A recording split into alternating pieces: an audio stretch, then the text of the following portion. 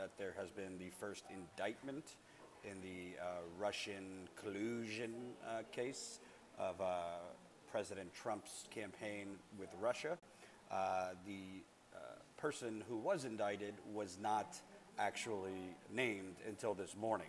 So the whole Washington establishment was debating and fixating on who is it. So they had to wait till this morning, and not so shockingly, it has come out that Paul Manafort, who was then candidate Trump's campaign chairman, is the first indictment.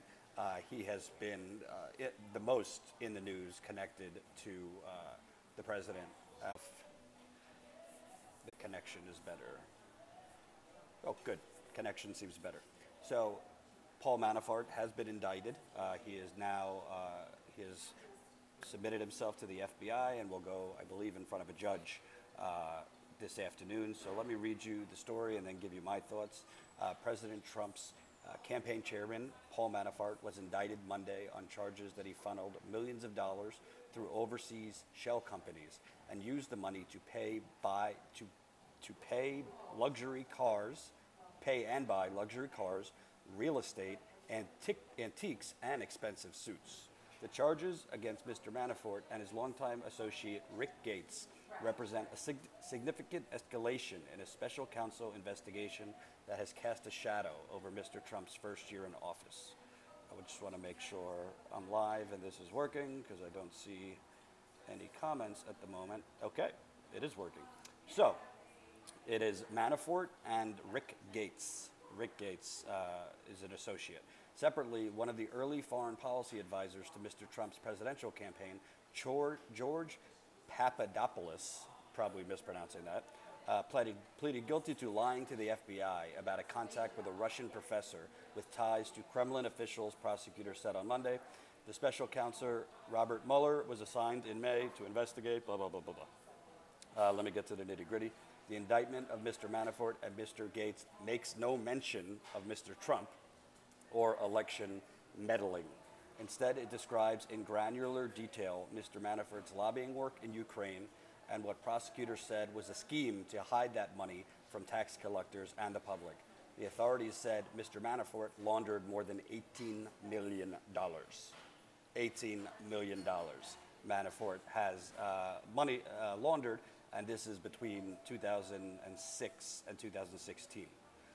Manafort, quote, Manafort used his hidden overseas wealth to enjoy a lavish lifestyle in the United States without paying taxes on that income. The indictment reads, Mr. Gates is accused of transferring more than $3 million from offshore accounts. The two are also charged with making false statements. Hold on. Can you hear me now? Can you hear me now? So, what do I think of this? Paul Manafort, money laundered money, about 18 million, it says. I believe that this has to do with his lobbying for the Ukrainian government. But sorry to say, and I know the Hillbots are going to come after me. They're already coming after me. There's not much here about the Trump campaign. There's not much here about Manafort doing things on behalf of Trump or Trump approving it or other people in Trump's campaign approving it. So essentially you have Paul Manafort doing what Mitt Romney has done, what many serious executives have done, which is launder money, not pay taxes on it, and he's going down. You know, Romney, all the CEOs of the corporations, they don't go down for it. So, to be clear, I have said all along that I don't see any clear evidence of collusion. To me, collusion would be the Trump campaign working hand in hand with like a WikiLeaks to essentially distribute emails of Hillary Clinton's or something like that. But that is not what this indictment says. That is not what this indictment says. Let me know if you can hear me, folks. If you can't, hold on. Let me know if you can hear me now. Give me a yes or a no if you can hear me. 1, 2, 1, 2, 1, 2. Can you hear me? Okay, good. So basically you have, all right, now you can hear me. So I'm going to start again. So basically the nuts and bolts, Paul Manafort laundered $18 million. I believe it was from 2006 to 2016. And most importantly, there's nothing in the indictment about the Trump campaign. The indictment of Mr. Manafort and Mr. Gates makes no mention of Mr. Trump or election meddling. Instead, it describes in granular detail Mr. Manafort's lobbying work in Ukraine and what prosecutors said was a scheme to hide that money from tax collectors and the public. So there's two things here. Number one, to the Hillbots who are mad at me because they say, oh, you're playing this down and you're a Trump supporter. I'm not playing it down. I'm literally telling you what the indictment says. It doesn't say anything about the Trump campaign. It doesn't say anything about interference or collusion or any of that stuff. So what it does show is Paul Manafort is a scumbag. He laundered upwards of $18 million and didn't pay taxes on any of it. Frankly, it's not so different than what the Mitt Romneys of the world do, what the CEOs of multi-billion-dollar corporations do, hiding their money in the Cayman Islands. So I'm not condoning it. I'm just saying Paul Manafort is nothing special. This money laundering, kind of common practice among the powerful in our country. Now, to point out, just because this indictment does not say anything about the Trump campaign or does not prove anything with collusion or anything like that, doesn't mean something else can't come out later.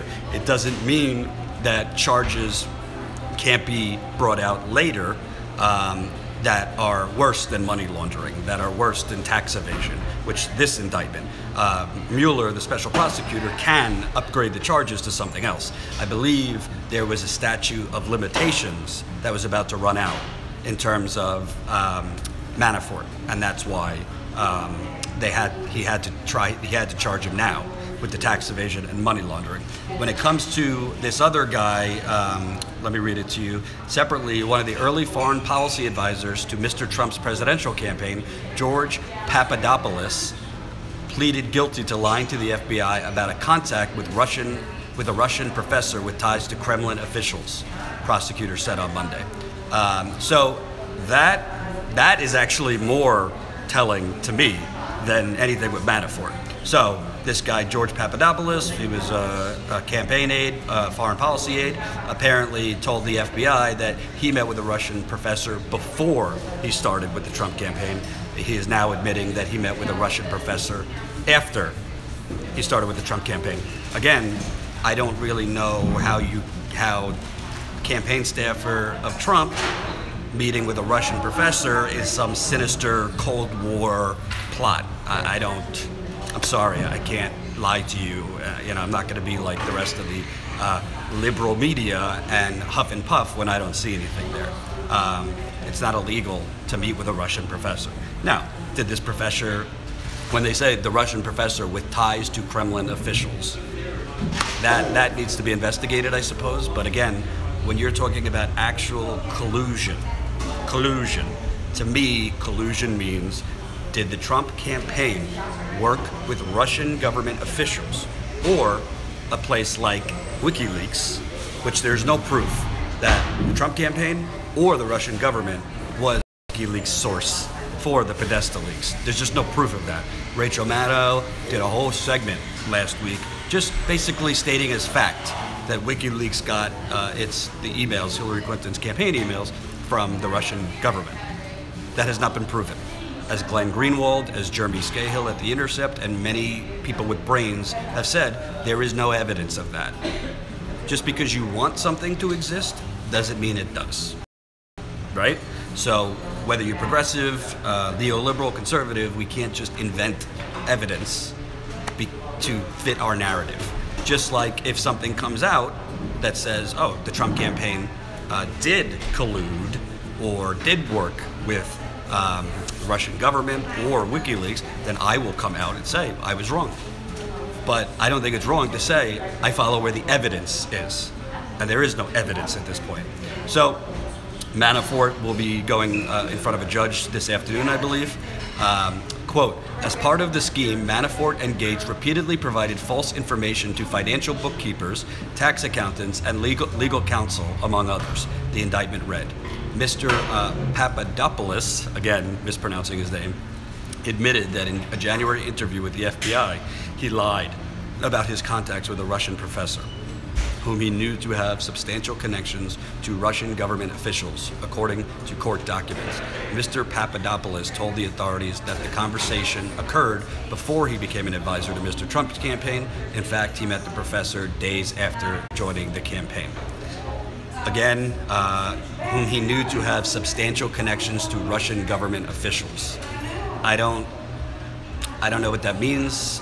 Substantial, was he an intermediary for the Russian government? I don't know. But the professor took an interest in Mr. Papadopoulos, quote, because of his status with the campaign. Mr. Manafort and Mr. Gates surrendered to the FBI early on Monday and were due in court this afternoon. Money laundering, the most serious of the charges, carries a potential prison sentence of up to 20 years. So, there you have it. I mean, I think there are going to be certain people, including Cenk probably. I know Cenk has thought this is a slam dunk case and this is going to bring down Trump. I don't see that. If it comes out that that is the truth, then I will say I have egg on my face. But to me, this indictment shows Paul Manafort was a greedy, corrupt mofo, just like many others. And he laundered money way before he even joined the Trump campaign. This is dating back to 2006.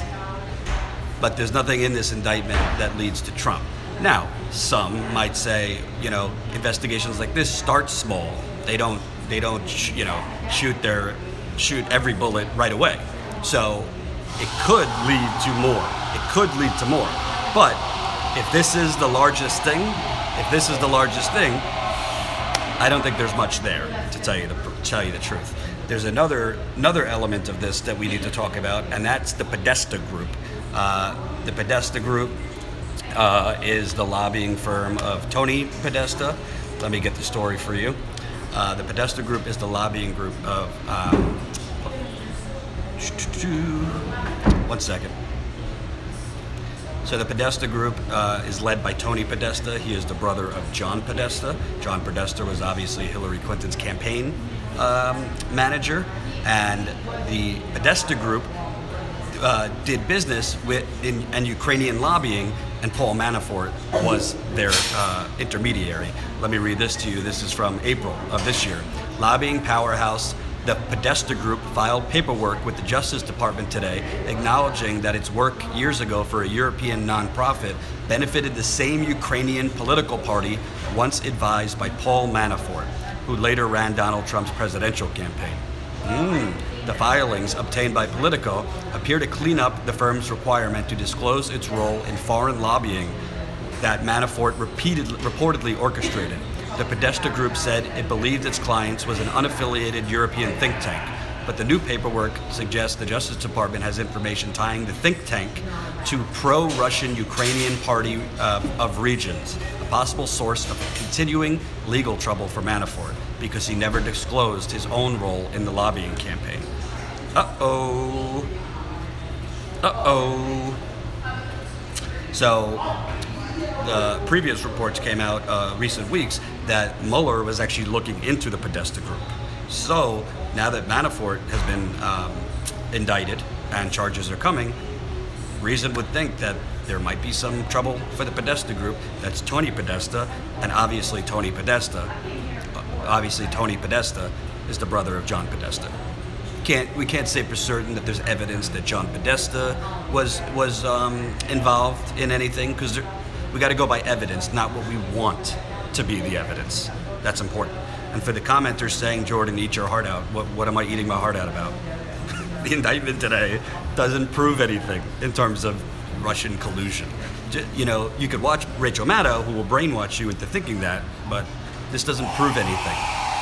It proves that Paul Manafort, like Mitt Romney and many other terrible, the Koch brothers, are money laundered and tax evaded. That doesn't prove collusion between the Trump campaign and a foreign government. I'm sorry to tell you. And I can admit when I'm wrong, but that's not what this